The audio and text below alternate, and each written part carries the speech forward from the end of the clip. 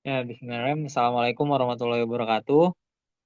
Di sini saya perkenalkan, nama saya Maulana Bisafara dan RNPM 076. Di sini saya bersama kelompok 5 akan menyampaikan presentasi tentang laporan eksperimen daya ingat konsumen terhadap produk Kilat Kafi. Di sini saya bersama teman-teman saya,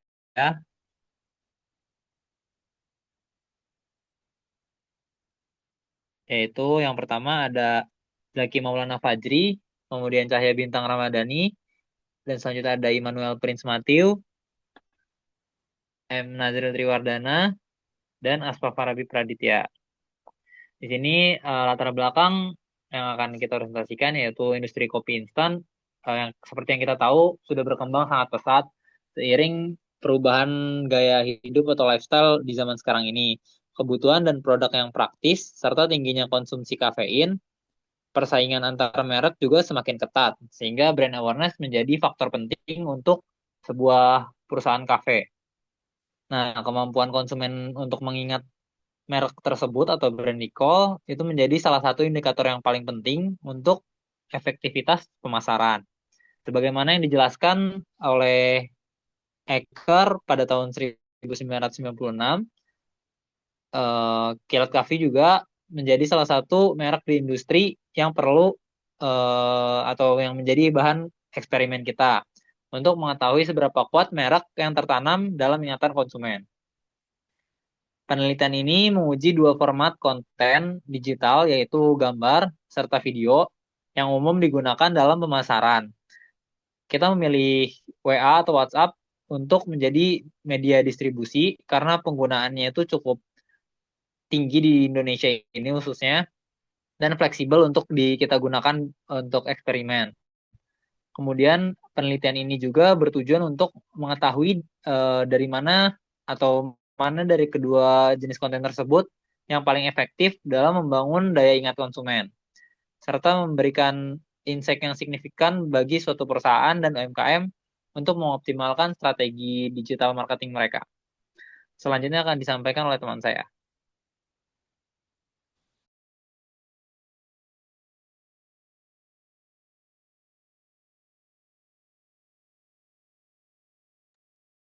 Ya, jadi berikutnya ada rumusan masalah. Rumusan masalah penelitian ini adalah sebagai berikut. Yang pertama, bagaimana kemampuan konsumen dalam mengingat merek kilat kopi setelah melihat konten gambar dan video. Yang kedua, elemen iklan apa yang paling diingat oleh konsumen setelah menerima paparan konten. Lalu yang ketiga, jenis konten mana yang lebih mudah diingat oleh konsumen. Itu konten gambar atau konten video. Berikutnya.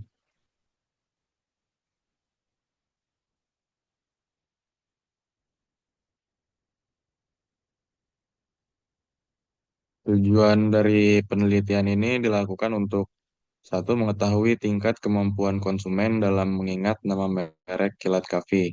Yang kedua, mengidentifikasi elemen-elemen iklan yang paling melekat dalam memori konsumen. Yang ketiga, menilai persepsi kemudahan konsumen dalam mengingat iklan yang ditampilkan, lalu membandingkan efektivitas daya ingat antara konten gambar dan konten video.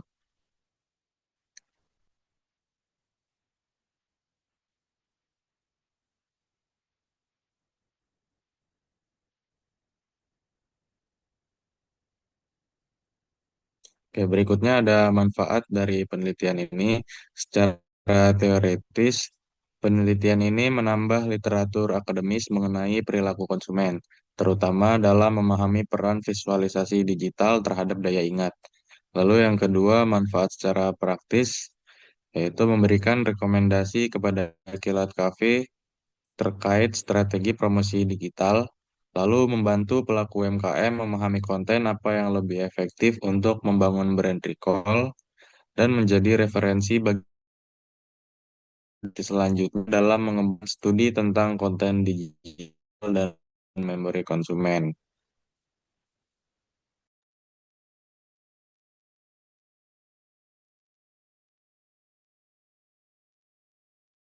Baik, selanjutnya adalah landasan teori. Untuk landasan teori yang pertama, kita menggunakan brand recall.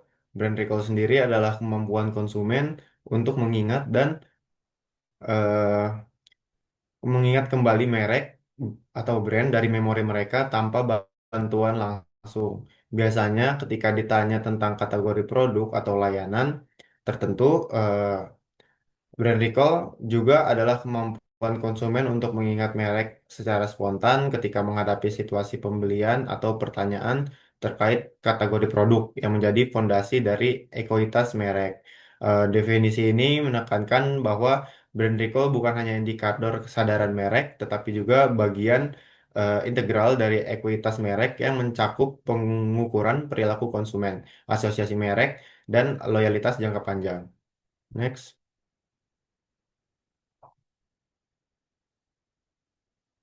Selanjutnya ada landasan teori yang kedua, yaitu brand recognition. Brand recognition sendiri adalah kemampuan konsumen untuk mengenali merek ketika diberi petunjuk atau stimulus, seperti logo, nama, atau iklan yang menunjukkan tingkat kesadaran merek yang telah terbentuk. Nah, brand recognition sendiri adalah eh, kemampuan untuk mengidentifikasi merek sebagai sesuatu yang familiar ketika dihadapkan pada petunjuk visual atau verbal yang menjadi dasar untuk membangun asosiasi merek yang lebih dalam. Definisi ini menekankan bahwa brand recognition bukan hanya pengenalan pasif, tetapi juga fondasi untuk pengembangan ekuitas merek melalui penguatan memori dan preferensi konsumen. Lalu landasan teori yang ketiga adalah dual coding teori. Dual coding teori ini adalah teori kognitif yang dikembangkan oleh Alan Pavio yang menjelaskan bagaimana manusia memproses dan menyimpan informasi melalui dua sistem representasi yang berbeda, namun tetap saling berhubungan, sistem verbal dan sistem nonverbal. Teori ini memberikan landasan penting dalam memahami bagaimana konten visual dapat mempengaruhi memori konsumen dalam konteks pemasaran digital. Baik, di sini saya akan menjelaskan tentang metodologi penelitian yang kami pakai di penelitian kami. Jadi yang dimana di metode ini kami memiliki 4 metode, yang dimana ada pendekatan penelitian. Penelitian ini menggunakan pendekatan kuantitatif dengan metode eksperimen sederhana. Pendekatan kuantitatif dipilih karena penelitian ini berupaya mengukur pengaruh stimulus tertentu terhadap respon konsumen secara teratur, objektif, dan dapat diuji secara statistik. Menurut Sugiono menjelaskan bahwa pada penelitian kuantitatif digunakan untuk meneliti populasi atau sampel tertentu dengan teknik pengumpulan data yang bersifat terstruktur dan analisis data yang bersifat statistik. Selanjutnya ada lokasi dan waktu penelitian. Penelitian ini dilaksanakan secara online daring dengan memanfaatkan platform WhatsApp sebagai media utama dalam pemberian stimulus dan pengumpulan data. Pemilihan WhatsApp didasarkan pada beberapa pertimbangan akademik dan teknis. Pertama, WhatsApp merupakan aplikasi pesan instan dengan tingkat penggunaan yang sangat tinggi di Indonesia, sehingga memudahkan peneliti dalam menjangkau responden secara efisien. Kedua, WhatsApp ini memungkinkan pengiriman konten visual seperti gambar atau video secara langsung pada responden yang kualitasnya relatif stabil. Next. Metode yang selanjutnya di sini kita populasinya. Populasi dalam penelitian ini adalah konsumen potensial produk kopi instan yang menggunakan WhatsApp sebagai media komunikasi. Populasi ini dipilih karena WhatsApp merupakan salah satu aplikasi pesan instan dengan jumlah pengguna terbesar di Indonesia sehingga dianggap representatif dan relevan untuk penelitian berbasis distribusi konten digital. Dan yang terakhir di sini ada sampel. Pemilihan sampel dalam penelitian ini menggunakan metode non-probability sampling dengan teknik purposive sampling. Teknik ini digunakan karena peneliti menentukan sampel berdasarkan kriteria tertentu yang dianggap dengan tujuan penelitian. Dan hal tersebut kita ambil dari menurut Sugiono 2019. Selanjutnya akan dilanjutkan oleh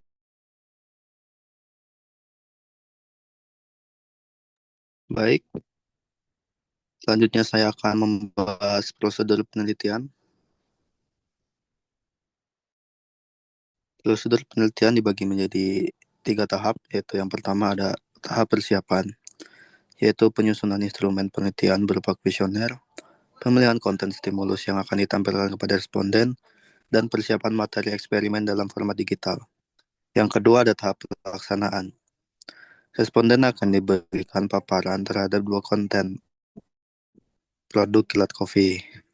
Konten disebarkan melalui saluran WhatsApp kepada responden yang telah bersedia berpartisipasi. Lalu responden diminta untuk mengamati konten yang diberikan, dan setelah paparan konten, responden diminta mengisi kuesioner yang telah disediakan. Hal yang terakhir adalah tahap pengumpulan data. Data dikumpulkan melalui kuesioner yang telah diisi oleh responden, lalu responden mengisi kuesioner secara mandiri setelah melihat konten produk yang diberikan. Oke, next. Baik, di sini ada hasil penelitian. Di hasil penelitian ini, kami memberikan pertanyaan kepada responden-responden dalam kuesioner tersebut. Dalam isinya itu ada, pertama ada nama lengkap, kedua jenis kelamin, ketiga jenis konten iklan, keempat apa nama merek yang Anda lihat pada iklan kemarin, kelima apa hal yang paling Anda ingat dari iklan tersebut, keenam menurut Anda apakah iklan tersebut mudah diingat, lalu yang terakhir menurut Anda jenis iklan mana yang lebih mudah Anda ingat. Baik, selanjutnya akan dilanjutkan oleh kawan saya.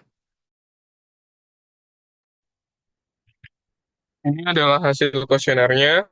Dari hasil kuesioner ini diperoleh setelah responden diberikan paparan terhadap konten produk kilat kopi berupa gambar dan video. Responden mengisi kuesioner secara mandiri setelah melihat konten tersebut melalui media digital.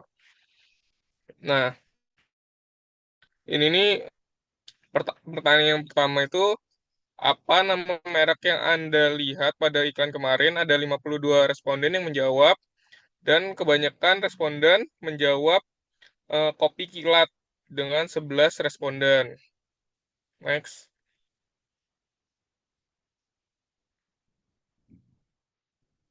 Nah, ini distribusi jawaban responden terhadap hal yang paling diingat dari iklan kilat kopi. Pertanyaannya, apa hal diingat dari iklan tersebut? Ada 52 responden yang menjawab.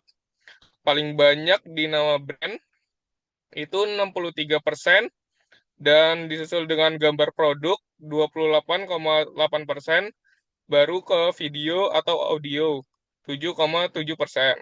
Next.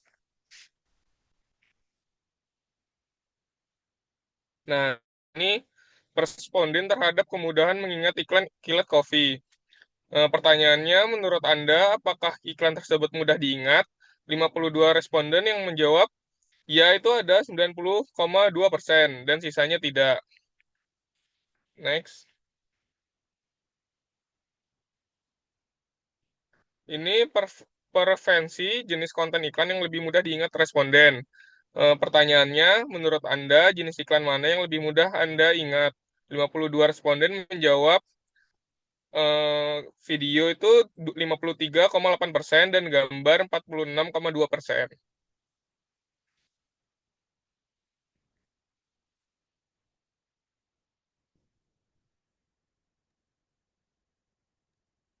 Selanjutnya ada dokumentasi pemberian konten kepada audiens yang kita men-share atau menggunakan media WhatsApp yang seperti dijelaskan kita di awal kepada responden-responden yang sudah bersedia. Nah, ini dokumentasinya. Kita sudah menyebarkan kuesioner tersebut kepada beberapa audiens berupa konten video dan konten foto.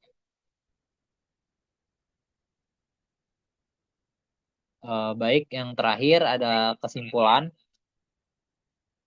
Kesimpulan dari presentasi atau eksperimen kita ini, eksperimen kita menguji produk kilat kafe yang menunjukkan bahwa daya ingat konsumen terhadap merek sangat dipengaruhi oleh bentuk konten iklan yang disajikan melalui media digital. Seperti yang kita lakukan di WhatsApp, terbukti efektif karena kemudahan akses dan penyebaran yang cepat. Mayoritas responden menilai iklan tersebut mudah diingat dengan nama merek menjadi elemen yang paling terekam di memori mereka. Meskipun banyak perbedaan preferensi individu antara iklan berbentuk video dan gambar, secara keseluruhan hasil ini memperkuat kesimpulan bahwa pemilihan strategi komunikasi pemasaran yang tepat di ranah digital saat ini adalah kunci utama untuk meningkatkan kesadaran merek atau brand awareness dan menguatkan posisi produk di ingatan konsumen. Mungkin sekian presentasi dari kelompok kami tentang laporan eksperimen yang telah kita lakukan. Kurang lebihnya saya mohon maaf. Billahi taufiq wa hidayah. Saya akhiri. Assalamualaikum warahmatullahi wabarakatuh.